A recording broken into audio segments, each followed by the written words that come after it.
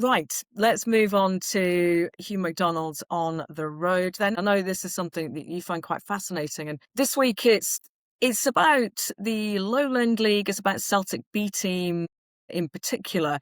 So to be or not to be, that is the question for Celtic's young starlets. And Hugh was along at Celtic B's match against Cumbernauld Colts, which Celtic won 3-1.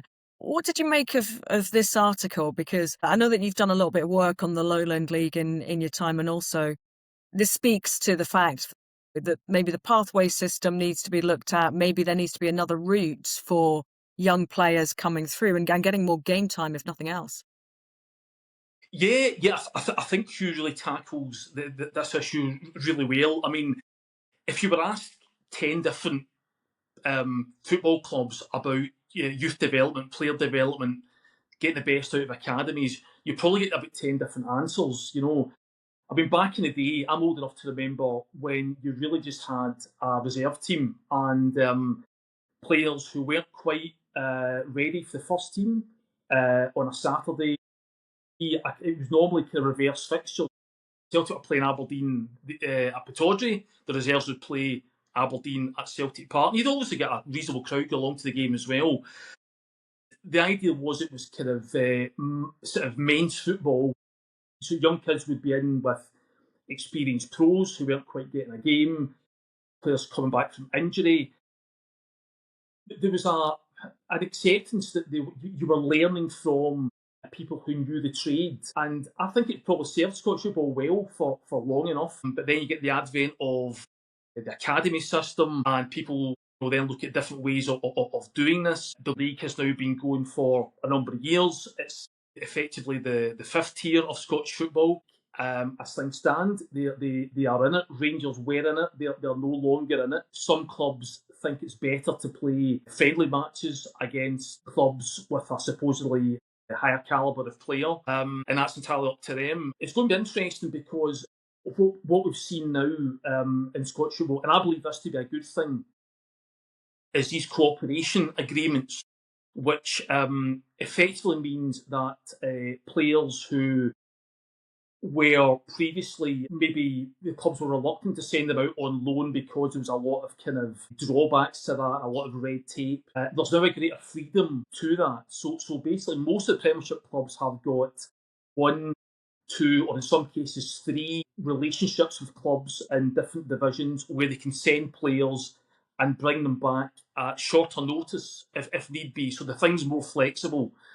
And the idea behind it is that they'll get more football at a higher level than the Lowland League, and they'll be exposed to men's football, and not only that, but men's football in an environment where you've got points at stake and a crowd as well.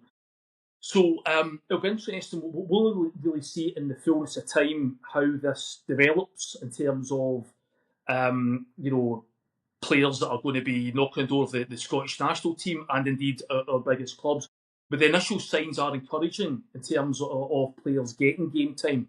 So, in terms of where Hugh was at the weekend, the Lowland League, it'll be interesting to see the impact on this if Premiership clubs will in future see a reason to field teams in the Lowland League, or if they'll be satisfied with the cooperation arrangements.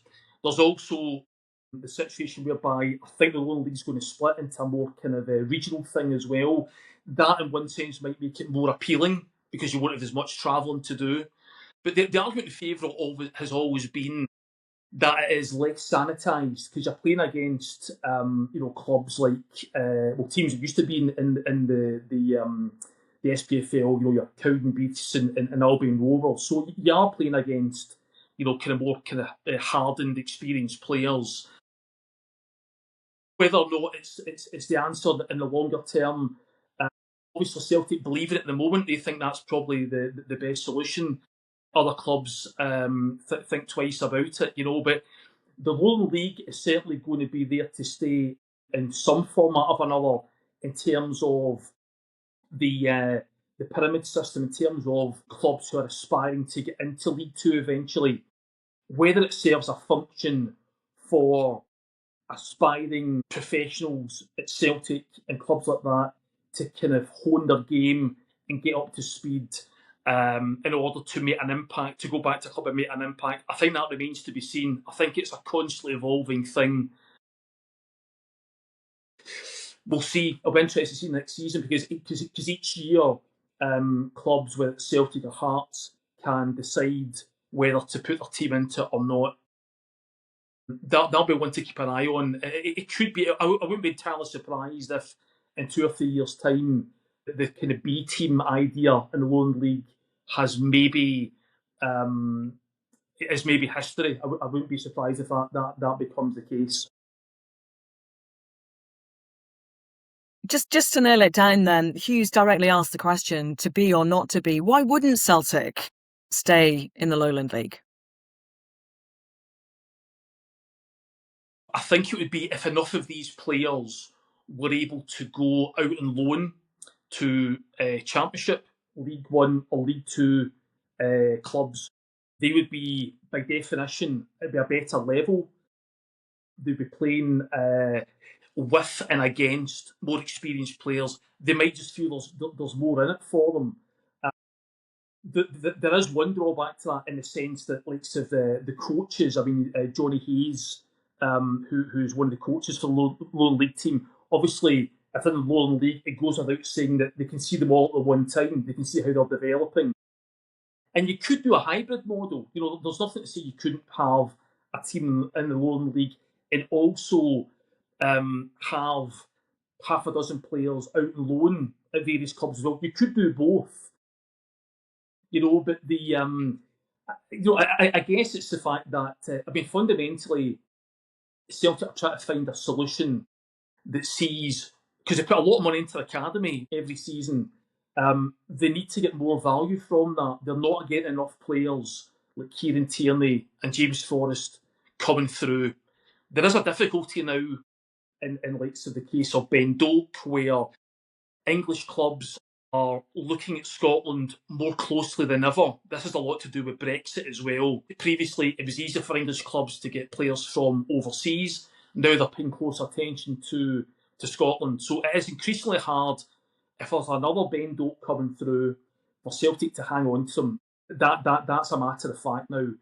But Celtic have still got to strive to make sure there are more players coming through the academy system and eventually getting into the first team and staying there. So at the moment, they think the Lowland League is the best way of doing that. They have got some players out on loan as well. But I think it's something that they're going to have to pay close attention to, because I don't think they get nearly enough out of their academy. And by the way, the same can be said of Rangers as well. You know, I mean, obviously Finlay Curtis has just gone on loan to Kilmarnock. It's been a criticism that's been widely made of Celtic and Rangers for a long number of years now, that there's a lot of talk about academy, but there's not, you know, there's not enough players come into the first team at the end of it. They don't get enough boom for the buck.